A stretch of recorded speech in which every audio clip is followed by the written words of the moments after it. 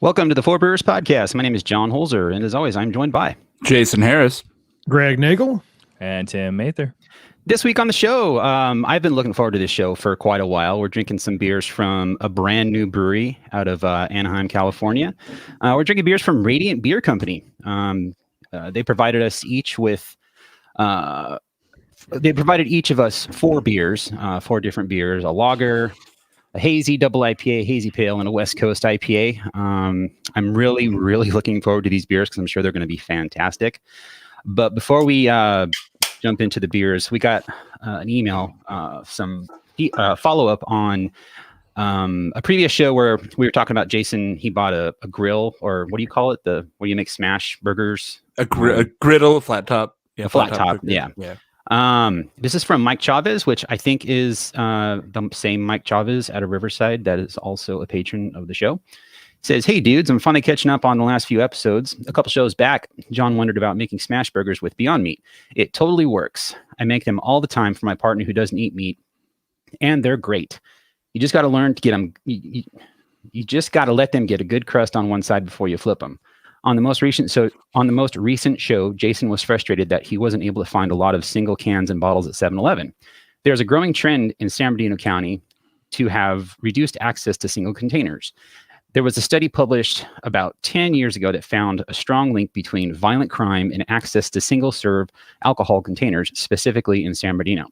The city council passed a law banning their sale at liquor stores, and a few other cities have slowly followed suit. Whether or not the ban actually reduced violent crime, I can't say, but I do know that the correlation was real. Keep up the great work, Mike." There you go. All right. Coming through with some good info. Smash burgers can totally work with Beyond Meat, and that really it really does explain why you can't find any single-use beer or single beers. Here's the thing. It was just 7-Eleven, though. Every other place has singles. Like, all the gas stations and shit still do. Yeah. And we're not even talking like Jeff's local liquor, where I could find probably 22-ounce cans of Mad Dog or whatever. That's true. Yeah. But it could explain why 7-Eleven, being like a big corporate brand, is kind of like, all right, we're not going to do singles. Well, now I know if we can ever go outside again, I can make a smash burger for John.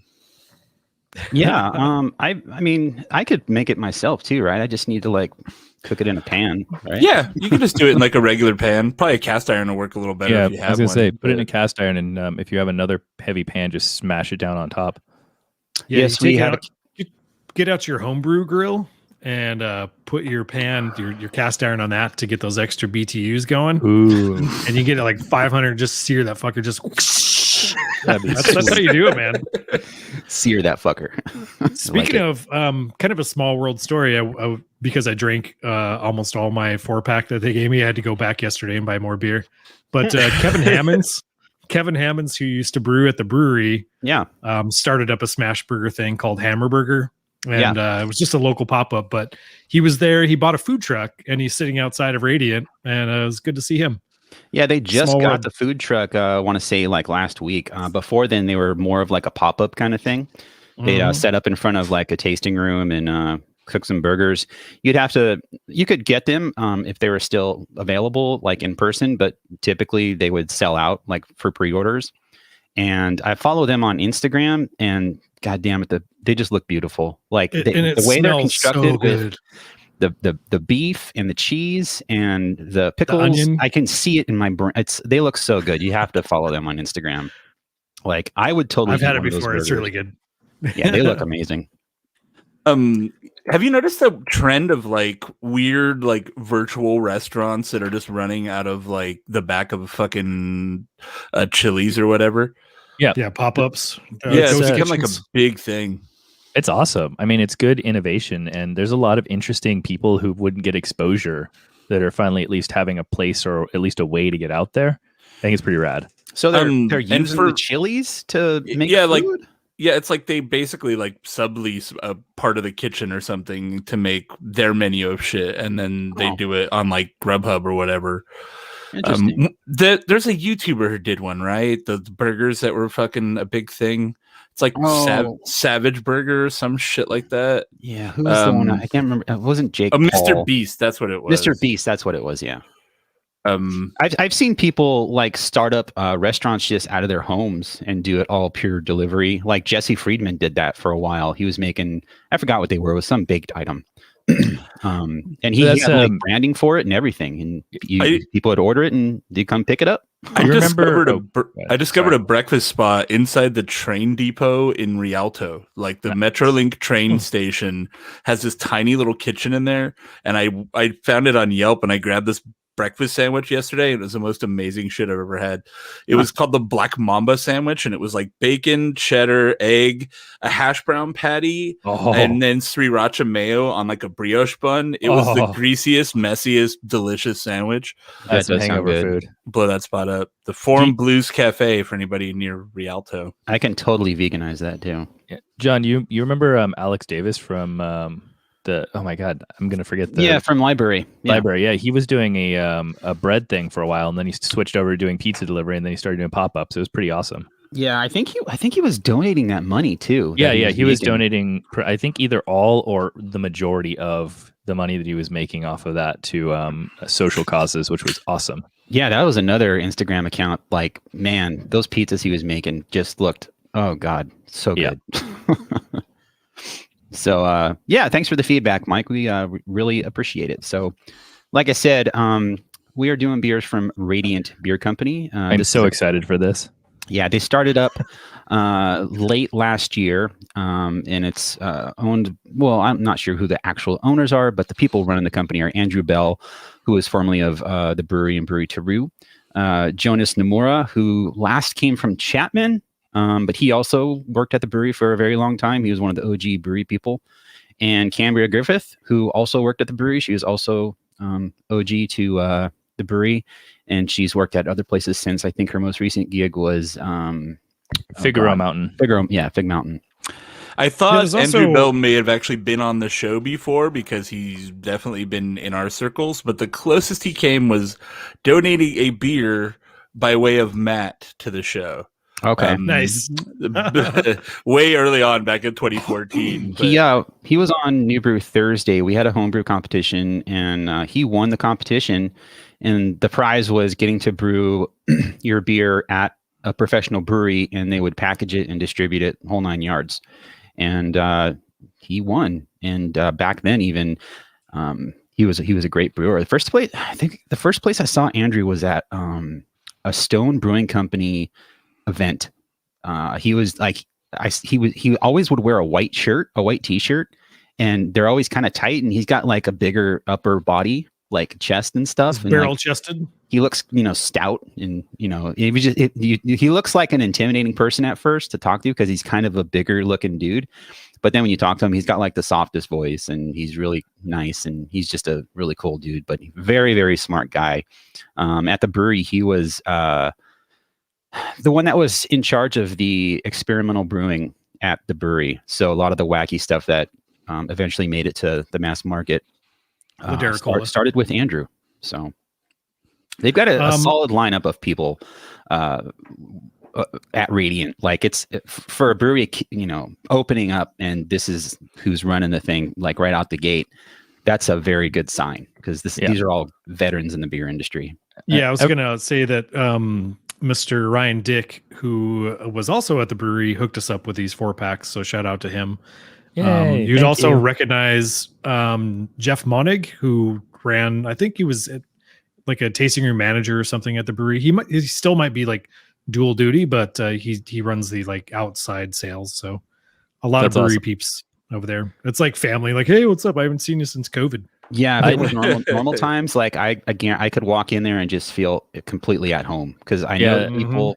I know what the beers are going to be like. Everything's going to be rad. And the spot that they took over, that was where Town Park Brewing was, which they threw a lot of money at that place. God, what was it? 3 or 4 years ago. I think they even bought. Yeah, they lasted about 2.5 years.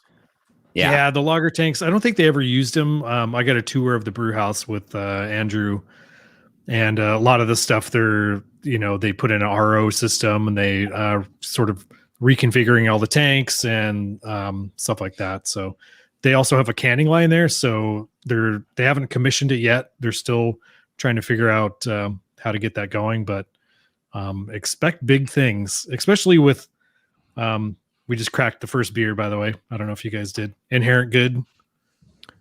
I don't remember if I started following them because you said something or because I think I saw a Cambria post on LinkedIn that she was joining a new brewery. So I went and checked it out, and I've been following their Insta ever since I saw that.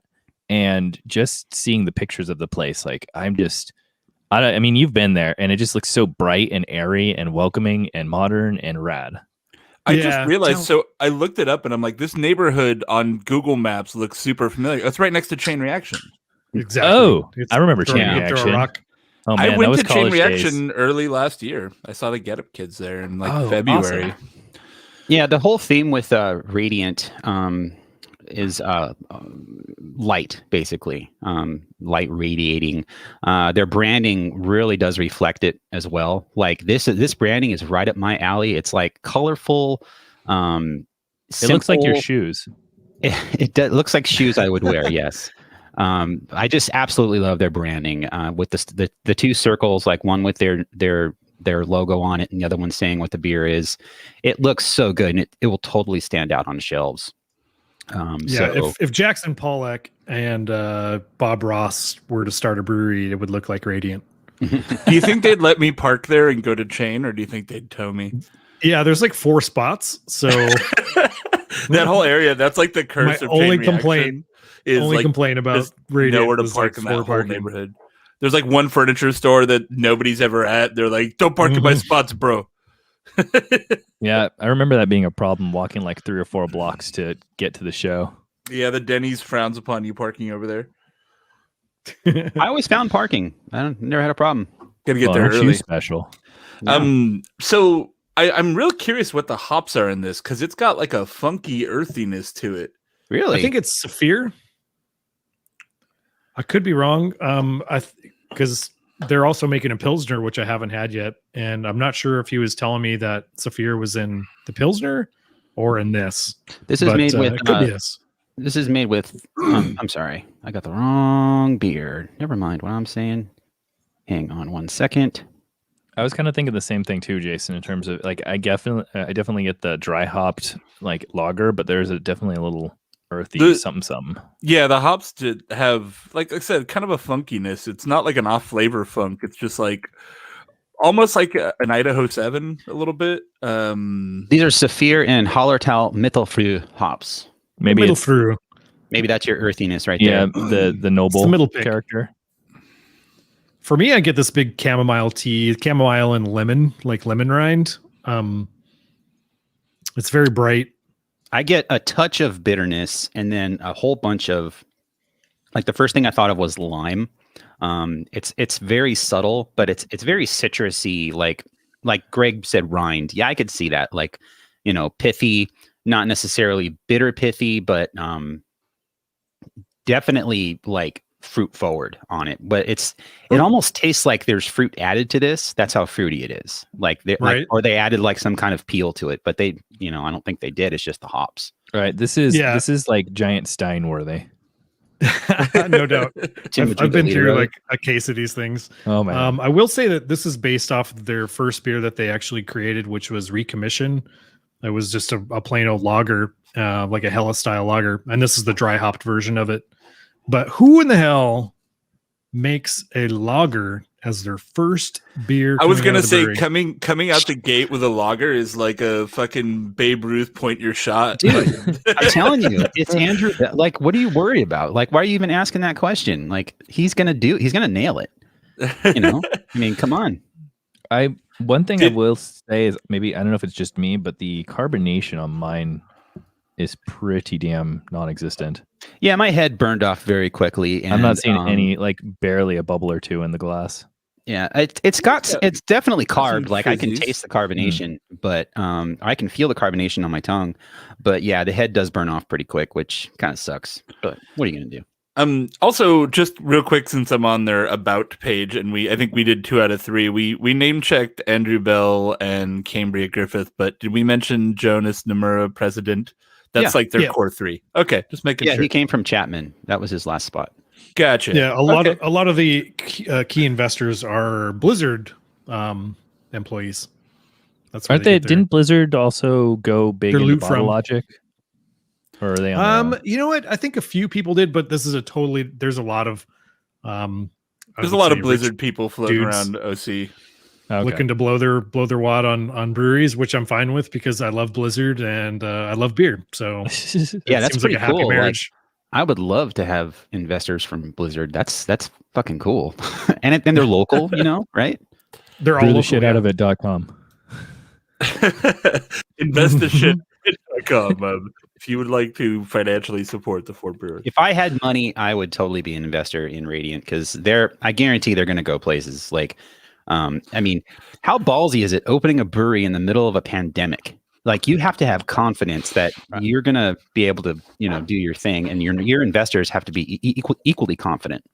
So for them to do that right now, like that just says so much about. I'm just gonna dump my GameStop money into a brewery. I did Once notice, I cash out my Dogecoin, I'll be investing. So that's right. I did notice, and I mentioned this to my wife because we've been getting out and like cruising around the city just to get out of the house, and I know there's been a lot of restaurant closures and a lot of like sadness going on there, but I've also noticed at least a handful of new places opening up that I would never really expect, which is really good to see, but also obviously, like you said, kind of surprising. So it'll be interesting to see where the obviously beer and restaurant industry go in the future. But I've just noticed that. At least in Orange County, because I just wrote about this. I haven't published it yet, but Radiant, for every brewery closure there's been in 2020, there's been like, I think 2 openings. So I think three closures and 6 new openings in the last year, which is. Can you guys think of not to be a fucking dick, but can you think of a time that a brewery closed and you were like, oh man, they were really good? No, because they're closing for a reason, Generally, there's a lot of people argue about Barley Forge. That's a good one. Yeah, that's a good example. Theirs really was a kind of a different thing, though, right? Like it seems like it wasn't just like, hey, we're not making enough money to keep the lights on. It was they were looking for a way out. Anaheim Brewery also just announced they're closing. I'm not a huge fan of the classic beers, but they're beloved in the neighborhood. They're always packed. They have a following. But isn't Anaheim Brewery? Didn't Anaheim Brewery get like I think I saw them at Disneyland or California Adventure. Yep. Yeah. The beers that was like their number one customer. Oh, well, see how that goes. Yeah. See if Green Cheek is going to open up a 3rd spot here soon. Oh, that would be interesting. Yeah. So Price lives right down the street. Overall thoughts on Inherent Good? I mean, I think it's definitely, I think that sort of earthy funk maybe that Jason was picking up might be like the noble character of like the Hallertau. It's fantastic to me. This is if their tasting room was open, I would get the biggest serving I can of this and just drink it out of the pitcher on a patio or a bench somewhere, because this is an excellent drinker. Yeah, honestly, it's open now. The branding and everything, the branding and everything on these cans is like very summery. It has a big like summer patio energy. Yeah. I'm gonna have to get some of these shipped and enjoy them on the outside somewhere. It feels like there's a light. There's a light at the end of the tunnel. I feel like if I just click on the CVS website that I am over 65, they won't make me prove it. They will. When I tried to get mine, I didn't try to do anything shady, but it said Tier 1B emergency service workers, and I thought I qualified. And since I tried, they then put the word elevator into one of the categories. So now it's clearly defined where I stand. I'm actually in Tier 2 of 1B, which is what I thought all along. But same. Jason, you're going to be like those women that got caught dressing up like grannies. I'm gonna get a grand mule to mule me the vaccine. But I had a letter and everything from my company, and you have to book an appointment. So I checked in, and they read the letter, and they're like, I don't know if you qualify. And I'm like trying to explain it. I wasn't arguing with them, but I said, well, this is what I do. I work at all these schools. I work at all these courthouses. Like, I'm literally around all these people. And then they took it to a manager, and they were like, man. no, sorry. Should have been like, bro, you're just just going to throw it away at the end of the day anyway. Like a nasty old lady, like pinching your arm hard to squeeze the vaccine back out. Like, get this. No, he can't have it. One of the things they clarified too was if someone did get vaccinated for their first shot and they shouldn't have, then they should receive the second shot, which I agree with. Yeah, like, for they already sure. got the first one. Like, they're paired. Finish through, follow through with it. Like, I mean, I know at least a couple people who went and just got in line for the I read a whole article about the whole like vaccine chasers where they just like set up a chair outside the urgent care or whatever, and get the end of the day round. But I mean, I know a few people who have just gotten in line just because, and it's gone through. So yeah, I cannot wait to get vaccinated. I am very much looking forward to getting back to some tasting rooms. Like, once I'm vaccinated, that's when I'm going to feel okay with the outdoor stuff that everyone's doing right now. That'll be my spot. So you know what was just outdoors at a brewery yesterday. A fun fringe benefit of COVID is that flu deaths this season have been almost completely eliminated. God. Yeah, but I thought like the measures that we've done to fight COVID haven't been super effective because we've been really half-assing it, but even half-assing it pretty much eliminated the flu deaths this year. Like, they dropped like 99% or something crazy. Yeah, since nobody's around to spread it. Well, not just because everyone's dead, but also because not that. I mean, because we're not out spreading it like in public. The stuff people are doing to fight COVID is also really helping, not spread the cold and flu other and disease. Shit too. Yeah. Oh. So that's fun. That's a side benefit. At least silver lining. Find good and bad. I'm going to move on to the next beer, and I say we go for Forward Motion, which is a hazy pale ale. Again, the label art is so cool. This one's just like rainbows. Oh, what this reminds me of? It reminds me of 90s popsicles. Oh yeah, dude. And with like, there's like the commercial with the dog. He's like, "They're colors, Duke. They're colors." Anybody? I don't know what that commercial is, but this totally has 90s popsicles vibe to me. I get it. Yeah.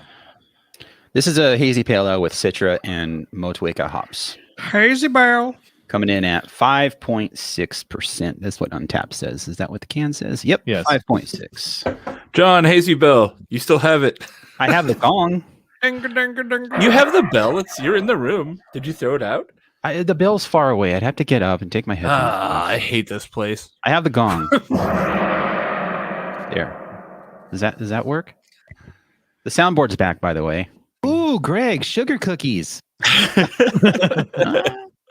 Do you have a cheesy dong on there? This is like cheesy dong. Yeah, I was playing this for Yvonne, and she's like, "What does that even mean?" Saison. And I'm like, my "I don't know, favorite. Matt said You're you're like, look, you know what? If you don't know, I don't want to explain it. I brought up Sal from the Howard Stern show, and she's like, "Okay, stop right now. I don't want to hear anymore." Anyway. I've only listened to Howard Stern once in your truck, and I was like, man, these guys are just yelling real New Yorkly for a long time. I love Howard. Like his show, the way it's evolved over the last 10 years, it's just great. It's awesome. I'm glad he's not doing the weird shit he did like in the late 90s, because this is a lot better. Like Lord of the Anal Rings or whatever. Oh, dear God. Artie Lang won every time. They would like do a ring toss with stuff sticking out of someone's butt. Yeah. Okay. Alrighty then. Bit, man. Anyway. My understanding of that show is you have to have listened to it for 20 years to get it. No, you could jump in brand new, and if you listen for about a month, you'll be caught up enough to understand everything. because it's constantly evolving. There's always new characters coming in. There's always new drama, and the stuff that they were doing 10 years ago, you don't have to know anything about it. It's that's how much the show has changed. Because all those guys died. Well, it's just new people. It's new people and new drama. That's all. All the weird homeless trash people they found to bring in OD'd, so they got a new generation in now. Yeah, like Lemonade said in the Twitch chat, like it's like a podcast. Like our show 6 years ago, while it's similar to what we're doing now, we've evolved, and you could jump in at any point and still kind of get the references if you listen. Hazy Pale. Fourth show. Also, I like hiding in the background. The is that a sign from Noble Ale Works for the Nagel beer, Greg? Yeah, it wasn't my bathroom for the longest time. Nagel's number 2. Yep, second OC Beer Blog second anniversary party. You guys renovated your bathroom, so I guess Nagel's number 2 is out. That had to go. And this is this bucket right here. I'm actually fermenting some mead. I'm making some mead for the first time ever. Oh, I thought that's what you were using while you were renovating your bathroom.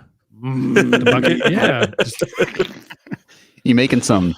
I would just pee outside, Tim. I was making some meaty butt.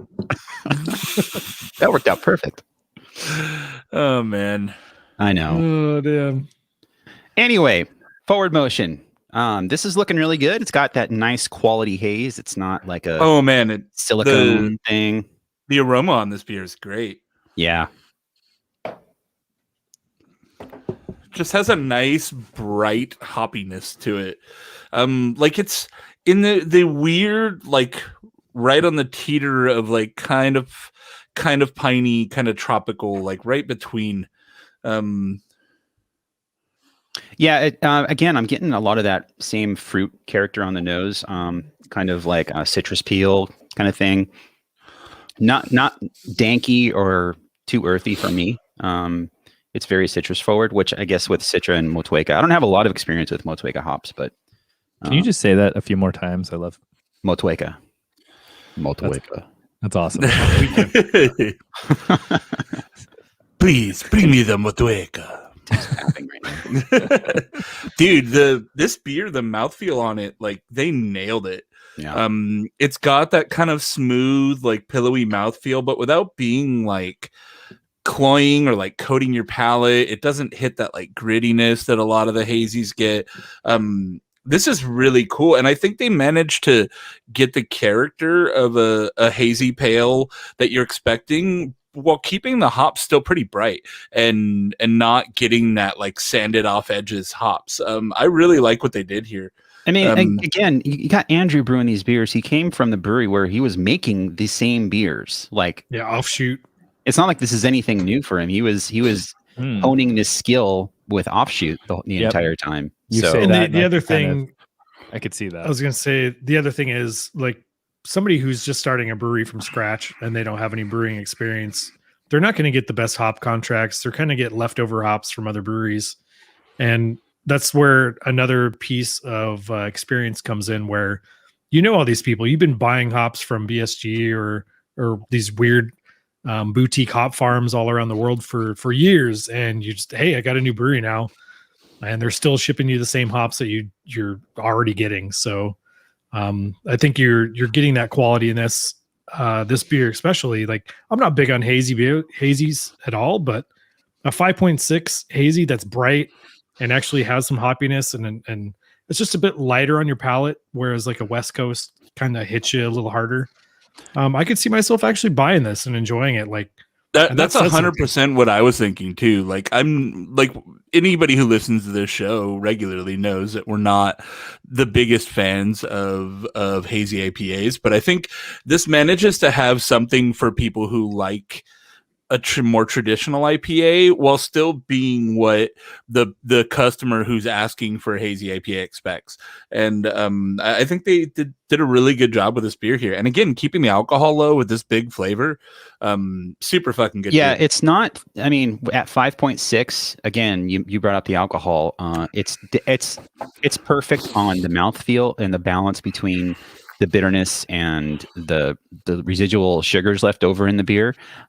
It's to the point where, again, it's balanced. It's canceling each other out.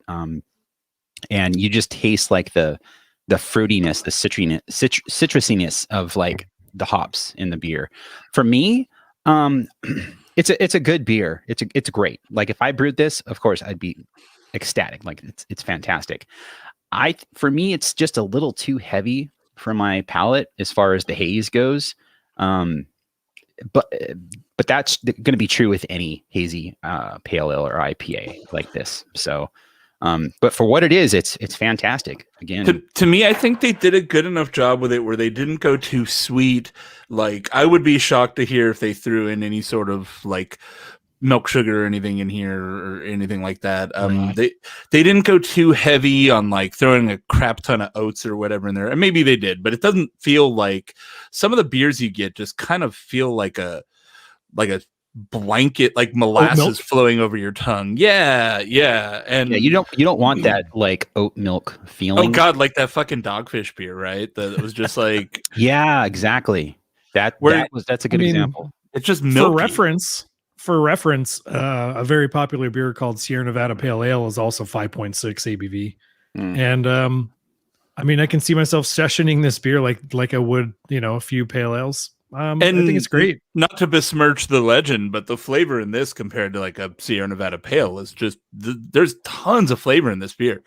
I'm really impressed. I didn't expect that I would like a hazy pale ale this much. I would venture to say that if you took someone and you put a just like somebody who's maybe not as into it, you put the Sierra Nevada and this next to each other, they're probably going to swing this way because from what I remember, Sierra Nevada Pale Ale definitely has a bit more of the bitter hop bite. Mm-hmm. Oh, it's a completely different beer. Yeah. Well, yeah. Sorry, I was just comparing. No. I know what you're saying. Yeah. This is definitely going to be more approachable. I think it's very accessible, but also still offering something for a guy who drinks Swamis every day. That's probably what I meant to say. It's showing that a pale ale can be like, these are two extreme definitions of pale ale: Sierra Nevada Pale Ale, and then this hazy pale ale. And it's cool. It's cool that there's, it's like there's a pale ale for everyone. If you like the old school stuff, go for it. The new school stuff, it's completely different from what Sierra Nevada is making, but it's equally as good. I'm assuming we're going for the IPA, the West Coast IPA next. West Coast. West Side. Is that the term of art? Quick note while we're in what feels like an edit point. The tweet bot worked. Yeah, I saw that. That was cool. So I did a test the other day and it didn't work. And I was like, well, fuck this dumb thing. Wait, I saw a test show up on the Twitter account. Yeah, but it didn't show up in our Discord. Oh, okay. And so I was like, I guess the tweet bot isn't working. And when you tweeted today, it worked. So it auto tweeted that's the link for the Periscope. Yeah, no, it's bringing the Twitter into Discord, not the other way around. It can do the other way around, but I don't get it. Did I say that? I meant it. Yeah, it brought in the tweet, I should say. Yeah, and I have it ping. It pings everyone too. Like, hey, everyone, Four Brewers is doing something. Cool. Yeah, that's what a couple other Discords I'm in do, and I think it's a good idea. My God, my wife became a Patreon for a podcast she listens to and joined Discord, and I'm like, what is going on? Like the nerdiness is like expanding. Which podcast is it? It's called Your Favorite Things. You would definitely not know. You don't know. I listen to a lot of podcasts. It's this guy named Wells. He was one of the contestants on The Bachelor that kind of became his own personality as a radio DJ. All right, you were right. Yeah. You were right to think I wouldn't know. Exactly. It's nothing. It's nothing like. It's enjoyable. I actually like listening to it in the background. But anyway, Jason, does it bring in every tweet that we tweet? Yeah. Can we change that to where it just filters with like a certain hashtag or something? Probably. I don't know. Because I mean, we don't tweet a lot, but I don't want every tweet to be an announcement, Why not? Why not? We have get more people looking. Yeah, from the 4B account. We're going to spam everyone. Announcement. Every Dave Dresden tweets an announcement. Before you guys look at the beer description, don't look at the hops. Okay. I didn't look, but what are you trying to say, Greg? I'm just saying, don't look. Okay. So up next, look. we're drinking another IPA from Radiant Beer Company. This is called Term of Art. This is their West Coast IPA. Oh, And that geometric pattern is doing it for me.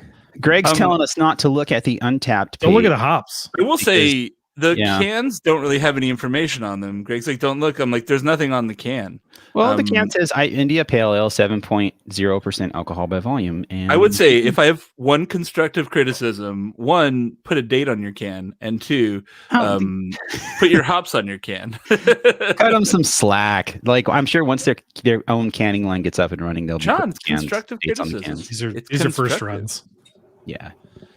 I guess all the beer is being sold direct from the brewery, so they can know it's relatively fresh. Yeah, you can be confident about that.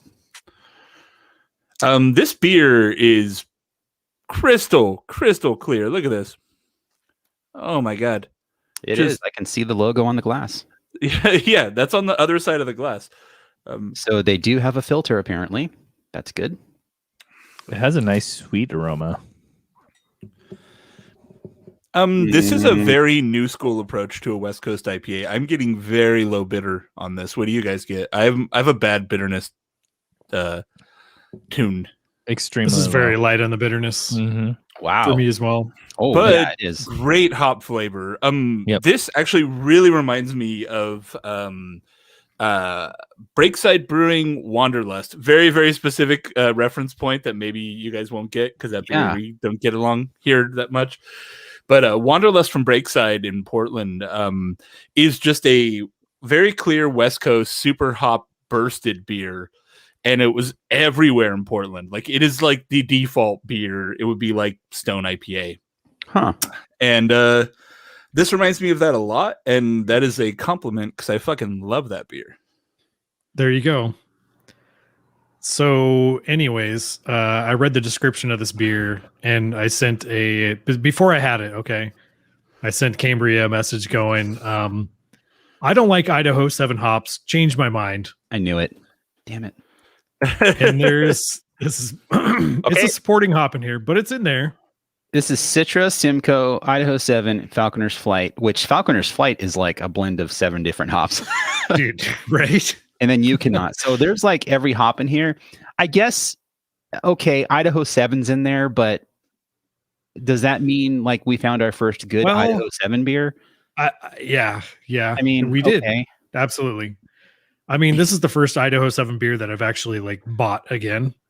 And no, it's a delicious beer, but I'm just saying the Idaho 7, it's a crowded stage is what I'm saying. It's adding like an earthiness to it that I think it does add like a texture, I think. And it seems like they're using it low in the mix. I'd be curious to know how much of the proportions are there. And for reference, for anybody who forgot like me because he hadn't heard Falconer's Flight in a long time, it is the blend of 7 C hops. Cascade, Centennial, Chinook, Citra, Cluster, Columbus, and Crystal. It's a proprietary blend. Can you say that 5 times fast? No. I barely said it 1 time slow. I barely said it 1 time slow. This is goddamn delicious, though. Yeah. Whatever earthiness the Idaho 7 is adding, maybe we're not even getting. Whoa. I'm not getting any earthiness from it. It's very much in the background, and it's a supporting character. That's pretty much it. I'm not gonna lie. I stepped away for a second, and to hear John say something positive about Idaho 7, I don't know what just happened. Did you guys replace John with someone else? Oh, it was gone. Did you hear what hops were in this beer, Tim? I didn't want to make you say it again, so I know. It's Citra, Simcoe, Idaho 7, Falconer's Flight, which is 7 different hops, and then you cannot. Jesus. So there's a lot of hops in this beer. And that's why the Idaho 7, maybe we're just not, or maybe I'm not picking up on it as much because it's, like I said, it's a crowded stage of hops. I mean, but I'm not picking up on it because it doesn't smell like a wet potato or feet or funky shoes. Earth. Funky earth is how we commonly describe Idaho 7. It has it has a bit dirt. of a tropical like note to me, like kind of like the aroma I'd expect off of a hazy, but not obviously a hazy. That's a good point. So this is a clear hop bursted IPA, which is the sweet spot for IPA. And there's not a term to describe that, right? They call it a West Coast IPA, but this beer doesn't taste like Swami's, right? No. This beer is not super bitter, and I wish as an industry we had a term for that clear, all late hop bursted IPA. A mild IPA. No, that makes it sound whack. I wish there was a real terminology for it, because like this beer owns. Like I'm about to drive out and buy a case of this shit. When I drink it, I'm expecting, like, the flavor profile almost makes me expect that West Coast bite, and it's just not there. Yeah. Or at least it's there, but it's very, very restrained. And while maybe sometimes you would expect that and kind of want it, this is, again, very approachable. And I mean, once again, like we've gone through 3, and I feel like every one of them would be, a pitcher on the, patio sort of scenario. Yeah, this is super good. Like, no joke, considering like 50 miles, huh? I can make that drive. All right. All right. I mean, even think has of like everything else. a light floral character on it. Oh, for sure. White flower. Yeah. Think of everything else you could Like pick up on the way, Jason. gardenia, fruity pebbles, gardenia, and a little bit of a melon rind character in there poking around. Every time you sniff the glass, you're pulling out different aromatics. It's really nice.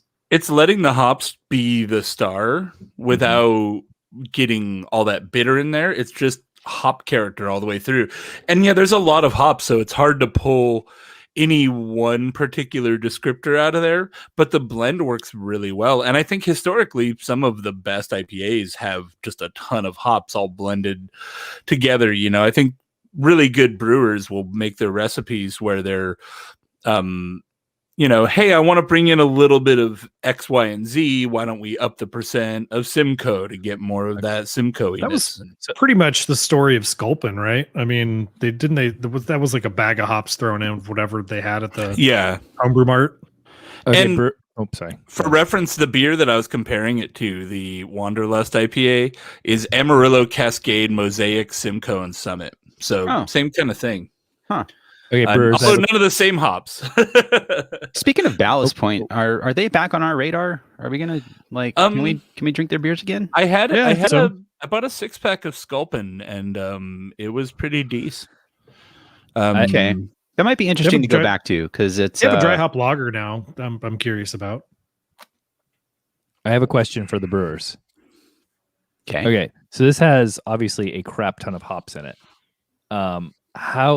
As brewers, how do you balance that out? Do you just make a crap ton of test flights with different levels, or do you just kind of like, how do you figure out how to balance it so you get this? Is it just magic? Is it like I really think that's where the experience comes in. You got to know what you're working with and how they're going to work out in a beer. I'm sure this isn't the first time Andrew has brewed this beer, because he's still a home brewer. Like, just because he works at the brewery and he could brew whatever he wanted doesn't mean he wasn't brewing stuff at home, building up his own book of recipes. So I just think it's experience, or it's if you're at the homebrew shop and you see all these hops and you buy them, maybe it's just dumb luck.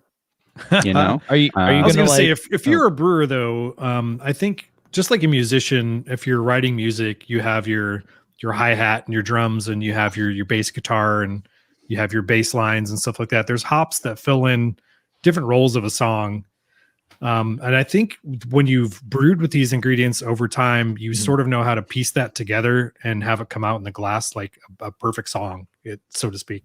That makes sense. I mean, think what you want about Metallica, but the last couple albums they put out, they've documented the recording process, because they have their own space where it's all of their shit's there, and that's where they record and they do everything. And the way they write is very technical, and they're like, okay, this sounds good. They all have like riffs they bring to the table, and it's not a complete song idea necessarily, but it's like, hey, I wrote this riff. Mm-hmm. Okay, that's how Enter Sandman was written. And so Kirk played that, down, down, down, down. And Lars was like, that would sound better if we did 3 times this way and then 1 time this way. And it just comes with experience. Jason said, yeah, that sounds pretty good. And Lars threw a drumstick at him. Pretty much. Yeah, I mean, in another scenario, Shut up, Jason, you're not part of this band. They did treat him poorly. Yeah. I mean, is there a scenario where, I mean, and I'm sure I feel like it's probably the same with cooking, but is there a scenario where you're like, okay, we're going to put like this much of this and this and this in this little batch, and then the next one we're going to add like maybe just a hair more of this, and then the next batch a hair more of this, and test them out and kind of figure out like the best balance? Sure. I think that's it. It's really understanding the elements and the flavors that the different hops or different ingredients are bringing to the recipe. And then they become kind of experts at that. And then they can kind of mix it up and say, okay, yeah, why don't we up the amount of Falconer's Flight in that? We want to get more of that old school pininess. And okay. Yeah, that's fair. But the thing is, like with Town Park that was there, this is the brew house that they installed. And I had Town Park IPA, and it was like drinking Pine Sol. That was old. It was awful. Like it was, and then to have them come out like beer 1, beer 2, beer 3, perfect hazy, really good West Coast. Like I don't know what to say, man. Well, and I think what's interesting too is that we've kind of pointed out that these are almost defying the style that they're trying to be, but keeping the core. That's a really good way to put it, man. They're all labeled, like we just said, like this is labeled a West Coast IPA. It has the characteristics of a West Coast IPA, but it's just different in a way that is making it kind of almost pop in a modern way. Yeah, exactly. And I feel like that's been so far with all of these, and I think it's really interesting. This is I'm sure they sent us kind of what they would consider some of their core set. But this is all they had canned. Or is it just what they happen to have? Yep. If this isn't earmarked to be a core beer, it fucking should be. Because this is a brewery defining good beer. Like I feel like I'm just gushing praise on it, but it's just a really fucking well done beer. I'm gonna finish this can of beer. Like this is really good. No doubt about that. What was my other point I was gonna make is, when you're opening a brewery in 2021, like you can't have too many surprises coming out of the gate, right? You're gonna brew a hazy, you're gonna brew a West Coast, you're gonna do some like sweet stout, some desserty stuff. And I mean, I didn't know what to expect, but like these beers are super surprising, like in every way. Like I don't know how you knock it out of the park on these beers. And these are top like, notch. This is reminding me of like, I'm just fantasizing about traveling now. So it's reminding me of like, you get a recommendation for the good spot in a place you're going to, and you go there and you're just like, wow, this really is the good spot. Like these beers fucking all slap. That's kind of how I felt when I think I got a recommendation for Bearded Iris when I was in Nashville. And I know I talked a little bit of crap about their tasting room, but their beers were really good. And so I totally get what you're saying there. I feel like, like Greg said, this was previously Town Park, and they threw a lot of money into their brew house, and it's all state of the art and like top notch stuff. And I think Andrew deserves that brewery. Like I'm so happy it worked out that he was able to, leave the brewery at just the perfect time, and he hooked up with the perfect people, and I think got the perfect. I don't know anything about their brew house, but I do know that the previous owner spent a lot of money on it, and I think it worked out great for him. I think, unfortunately, they had to spend a lot of money to get it up to their standards. Sure, they had to replumb. They had to get rid of all the copper that's leading up to the brew house that goes to the RO system. So you walk into the brewery and there's just tons of copper pipe sitting on the ground, just really rotting. Yeah. Okay. It's crazy. I think an interesting point, circling back really quick before we move on to what Greg said about like, kind of the core, you were mentioning like the core beers and what the styles that they need to have. I think it's going to be interesting going forward to see what breweries do, because I feel like now it's about making really good beers, but also bringing in as many people as you can, because obviously like, places are hurting. So it'll be interesting to see if the super nerdy, like we make all these crazy danky hazies are going to continue to, grow in an environment where now you may not just want to serve the hazy bros, and you want to try and gather a wider audience that is trying to get out. I think in general, though, like that, the pastry, haze bro, hype beer section of the market has always been a vocal minority. Yeah, that's fair. Totally. Like the amount of money, like that's enough to sustain one local brewery that has a bunch of hype bros, right? But like Monkish doesn't do anywhere near the volume of like Stone, right? Yeah. Like or like any of these, like these breweries that are getting by on this are like small local spots, and they're kind of little hot spots here and there. But I think it has an outsized influence in the market where necessarily I don't know that represents what people are buying that much. I mean, hazy IPA has become a mainstream category, right? Sierra Nevada makes like 3 of them now, but I don't know that defines the market. Sorry, go ahead. One key takeaway from that is they brewed a wit beer called Blank Slate and canned it as their first release. Who was this? Sorry, are we talking Radiant? This is Radiant, yeah. Okay. So just a straight up coriander, orange peel, and it sold out. Like they ran out of cans. They had to rebrew it because of requests from not only beer bars up in LA and San Diego, but the local community, people that just drive by and see a brewery. They're like, hey, what do you got that's kind of like Blue Moon? And they're like, here you go. Exactly. And they're like, we're totally shocked. I was shocked that they sold out of a wit beer. I fucking love like, a wit really beer, fast. Though. Okay. Like, it's really good. Okay, then. So let's put this on the list of post-vaccination live shows. And it's a mile from my house, you guys. Oh yes, we are definitely doing a show at Radiant. And then we'll all stumble year. over to Greg's and that's right. There. We're all gonna park at Greg's place. Go take an Uber over to the brewery. Doorbell dash Evan Price right around the corner, and then scoop him up. After the show, we'll be like, "Hey, we just did an Anaheim show, but not for you, man." And then we run. God damn those 4 Brewers! We're just gonna go ding dong ditch any Brewers we know. We got to stop talking about doing these things because we're not anywhere close to doing them close. yet. Yeah, it's true. We're closer. Yeah, light at the end of the tunnel, John. Yeah, I see a light, but it's very far away. All right, so moving on, we are going to the last beer from Radiant. This beer is called This Is Happening. This is a hazy double IPA coming in at 8.5%, made with Mosaic, Strata, and Amarillo hops.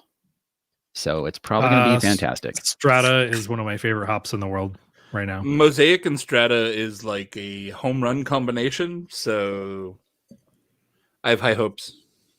Dude, this smells just like passion fruit juice. We've got high hopes. It's straight up tropical juice, man. Oh, I'm so excited. Hold on, I gotta get this poured. It's like dank at first. Like the first whip is really dank. And then once you really dig in after that, like consequential or next whips, it's like just pure juice.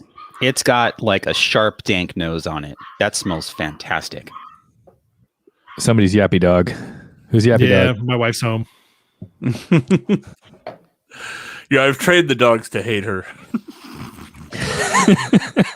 She was camping all weekend, so that's awesome. Just getting back right now. There's Mom. Bark. Okay, so if it wasn't said enough, I'm going to say it again. These cans are so cool. Oh yeah, so cool. Their artwork is definitely top notch. Like, there you go. I just see one of the things that I love is when you have a core element that is consistent, but you allow for creativity beyond that. So it's not like everything looks exactly the same, but you still have the core. Here's the name, and here's what it is.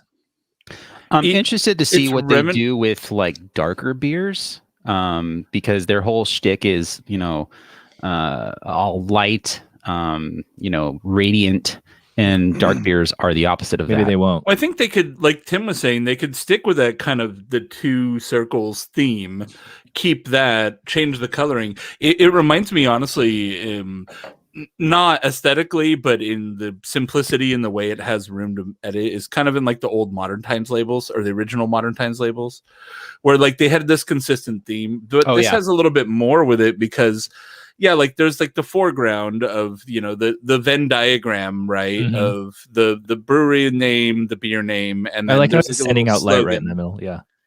And then, you could kind of play with the colors and the background and do whatever you want with it. I mean, I picture the if they made like some kind of like chocolate stout, it would just be, the same kind of artwork, but instead of it being, red, green, yellow, blue, whatever, it would be like brown, black, dark brown, white, those kind of things. And it would look just as appealing, just not colorful. And I think their branding that they're choosing, especially with the artwork behind the circles being whatever it is, like their options are, they have a lot of options to do whatever they want because they're not bound to a specific thing, like kind of like Modern Times was with their 3-color stripes and, their simple aesthetic. Radiant could do whatever they want. So again, brilliant move on their part. With this head retention, this beer is just like foamy head just hanging on. It is. I poured this probably a good few minutes ago now, and it's still just like a nice half-inch of foam. This beer is reminiscent of the pale ale, and I like it more. It's not as, again, the pale ale. I feel like I'm hating on the pale ale, and I'm not, because it's really good. But this is, for me, easier drinking, even though it's like 2% more alcohol or 3%. It just comes off better. Like this is a fantastic double hazy IPA. I've only got the aroma off this beer. I haven't drank any of it yet. But the thing I immediately notice is that the hop aroma is still bright. It is not that dull hop schmear that we get off of so many hazy IPAs. Which I appreciate. The aroma is still bright, and that's what I want out of a hoppy beer. So let's actually drink it. Yeah, I think the higher alcohol content is helping with the finish on this for me. It's a little bit drier than the hazy pale. And again, I think the hazy pale was pretty balanced with everything: the mouthfeel, the dryness, the bitterness, the sweetness. But this is just like the sweet spot for me. I'm surprised you say drier, because I'm getting a lot more perceived sweetness out of this. I think the alcohol gives it some sweetness, and then I think just Mosaic and Strata kind of have like a candy-ish character to them when you get good ones, and combined with the alcohol sweetness, the perceived sweetness on this beer, I don't think, again, dry meaning finishing gravity. I have no fucking clue where this might be, but perceived, this beer is a little bit on the sweeter side, but just kind of like any double IPA would be. I see where you're coming from, and yet you are right. It is on the sweeter side of things, but it doesn't have as full of a mouthfeel as the hazy pale. That's what I'm trying to say. And I think, yeah, you're right about that. The higher alcohol content is it might thin it out a little bit. Yeah, that's basically, yeah. But you are getting a perceived sweetness from that higher alcohol content. But fuck, this is really good. Like, yeah, these are really all good, right? really solid beers. So I've been drinking these beers for like a month now, and I'm like, is it just me because I'm isolated and have nobody to talk to or share these beers with? Like, my wife doesn't drink IPA, so I'm like, in my opinion, this is really fucking good. But nobody to talk about with. So I'm just so excited to hear you guys' thoughts. And that's I'm really impressed. Like I figured going in that they would have really good beer, but these are exceeding the expectations. Like, these are like, again, I feel like I'm being a little bit too effusive with praise, but like, this is like, hey, what brewery do you visit when you come to town? Like, this brewery, like, these are really fucking good. It's really hard now because, as we have Radiant, we have Modern Times, right? Like another mile this way, and Radiant this way is a mile from my house. And then there's Unsung, which is also really good, and they're cool. Okay, great. And then we have Green Cheek. We got it. We get it. And you got all the beers. Logic. And then, like, I'm just Braggy surrounded. McBraggerstein. I don't know who to support on a daily basis. You know what I mean? You live in a great spot for breweries, most definitely. Like you can throw a rock and hit a great brewery from your porch. That's awesome. Or the world's best beer. Like I'm in Napa Valley here. It seems like, you know what I mean? I'm very happy that these all taste good because I definitely build up a level of like, this will be good because the branding's so cool. Yeah. But, you know, you want the beer to follow through with the awesome branding. Yeah, because obviously, like, I'm very visual on what it looks like. And everyone is. That's why branding is so important. Yeah. Okay, well, fine. No, I'm not trying to like water down what you're saying. I'm saying I totally agree with you. Like, yeah, you see a beer on a shelf and you're like, that looks good. You don't have no idea. Well, you just look at a label. And I think it's safe to say that all these beers follow along with the theme. Like all of these are very bright and very, it just lightens up the palate. Yeah, beautiful, dude. This is a really, really fucking solid run of beers. And you said, Greg, they just kind of gave us what they had canned. I mean, honestly, It doesn't look like it was catered. Looking at their list, they do have a pretty solid list of stuff for to-go orders too. You can order on their website and do curbside. And they have a hazy double, hazy IPA, a lager. They just started crowlers now. West Coast. You can get some of their desserty beers. Ironically, I think the beer that I was in love with, the West Coast IPA, it is on there. Sweet. Yeah, I just bought it yesterday. I'm pretty sure it's still in stock. Yeah, and then they have pastry stout. They have 4 pastry stout crawlers right now too, and they're really good. I mean, as far as like, if you want to drink, like I like the fun size, just drinking a taster of a pastry stout. Like there was an Almond Joy sort of inspired one that, I mean, those beers are good. They're just very literal. You're not pulling any, like it tastes like a fucking Almond Joy, like in beer form, which is very impressive that somebody could make that. But it's, I'm not ordering those myself, but also they're really well done. If you like their aesthetic, they have a pretty cool looking face mask on their website too. Ooh. I have that. Yeah, Greg, you also have a custom shirt that you got from Radiant, right? Yeah, we did.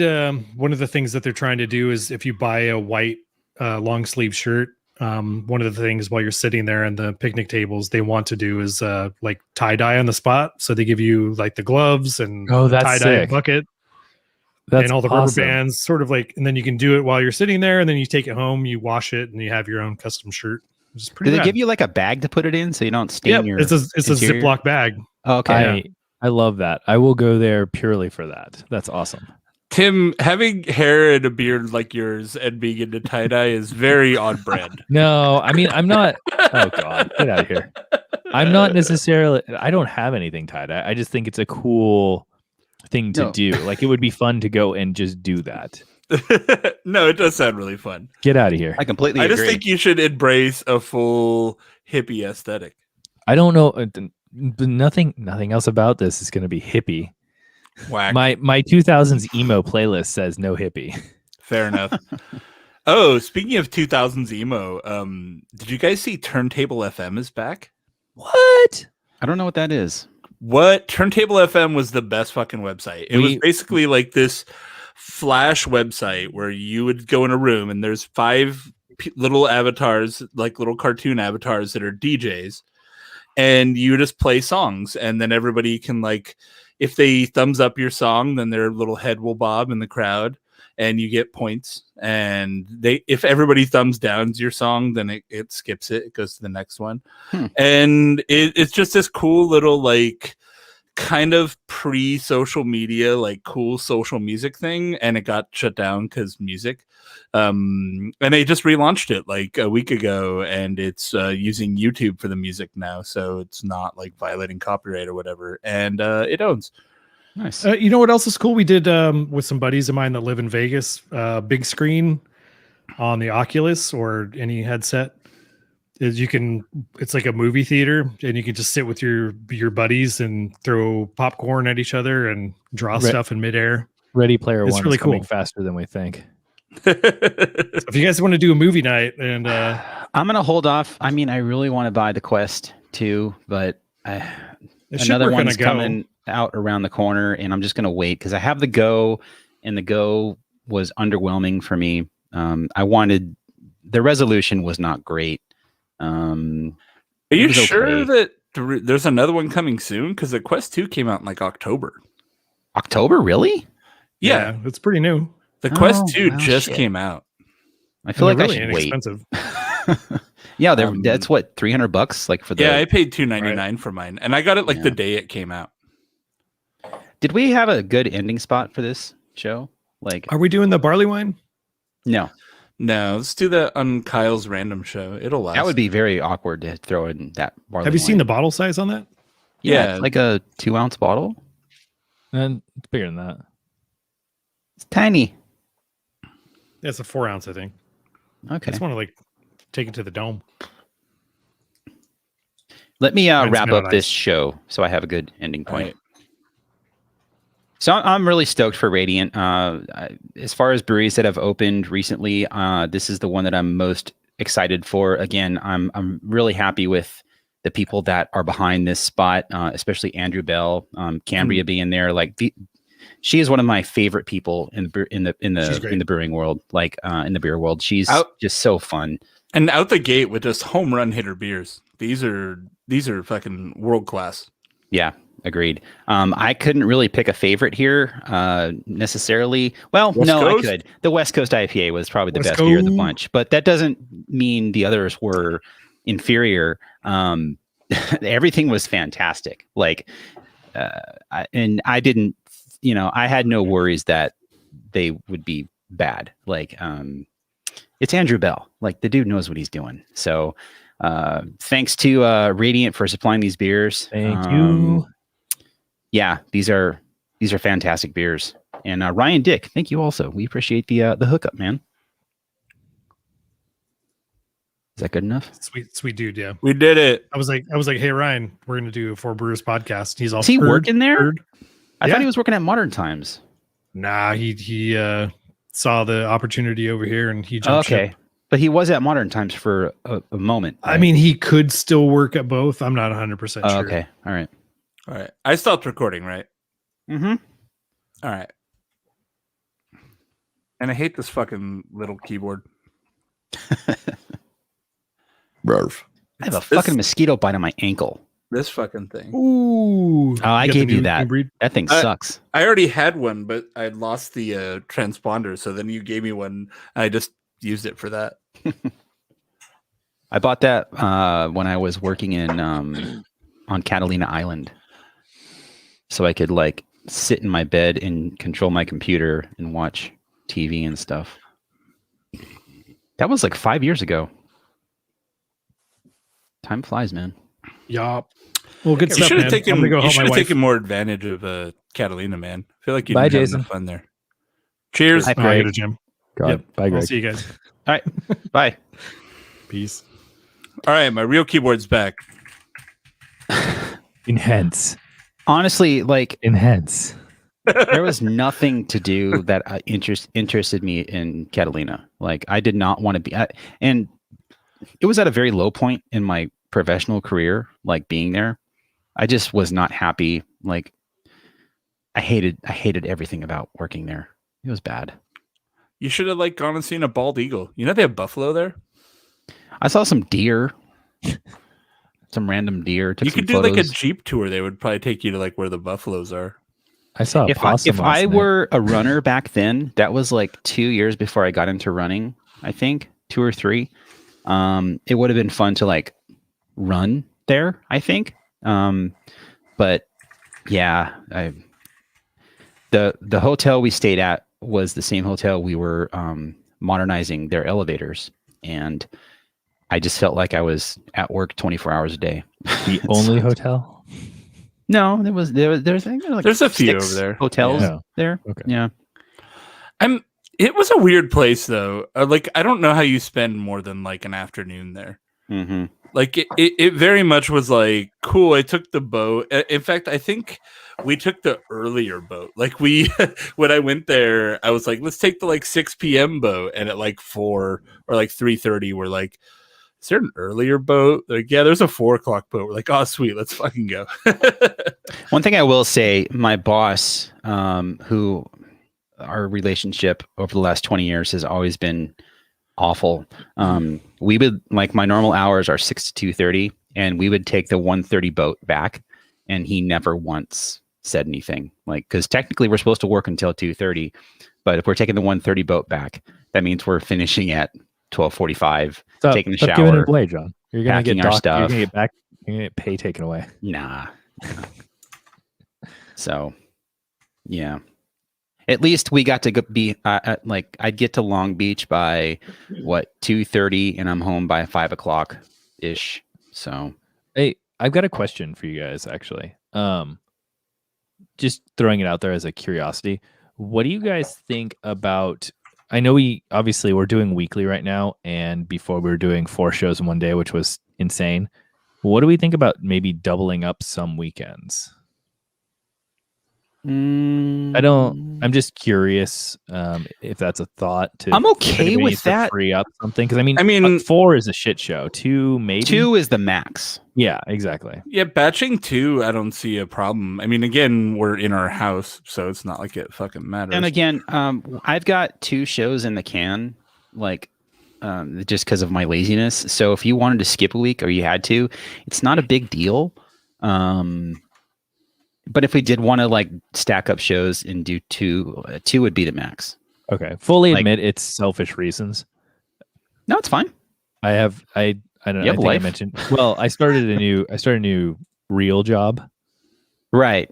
How's it going, by the way? So far so good. It's pretty slow start. But I mean, week 1 down, so it's okay. Cool. But obviously that now that I have a real expectations, and then we have this scheduled on the weekends. And so I was just curious if there was a way to, if you guys were interested in batching up maybe 1 or 2 to cut down. So there's, like, 1 or 2 extra days a week without having anything planned.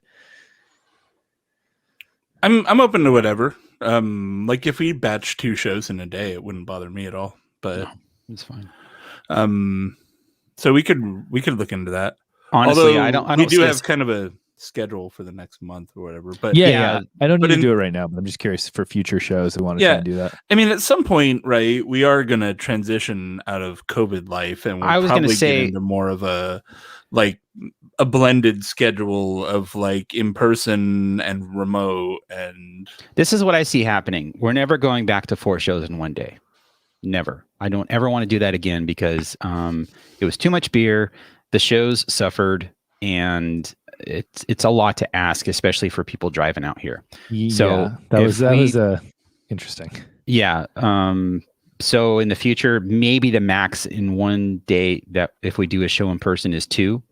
Like, I think 2 shows in one day max, period, whether it's online or in person, should be the standard. And the cool thing with, we can do this online, and it sounds good. We can do a blend of in-person shows, even if it's a thing where Jason and Greg come and Tim's like, I don't want to drive all the way out to the fucking IE, because you do live very far away, and I don't expect you to drive out here. But once in a while, maybe you do want to venture out for a couple shows. And if you can't make it out, at least you have the beers, at home, and you can just do it online. I can totally make that work too. Okay. So and food for thought too, like the core of the show and inside baseball for the 8 of you that are hanging out, but like us interacting and hanging out, I think doesn't necessarily depend that we're all talking about drinking the same beer at the same time. Like that helps, and it kind of keeps us on a track. But we've done that before, where we've got, like, we've done that a bunch on the remote shows, where it's like, hey, you're talking about that beer. Here's my experience with that beer. I know that brewery, and here's what I think about that brewery.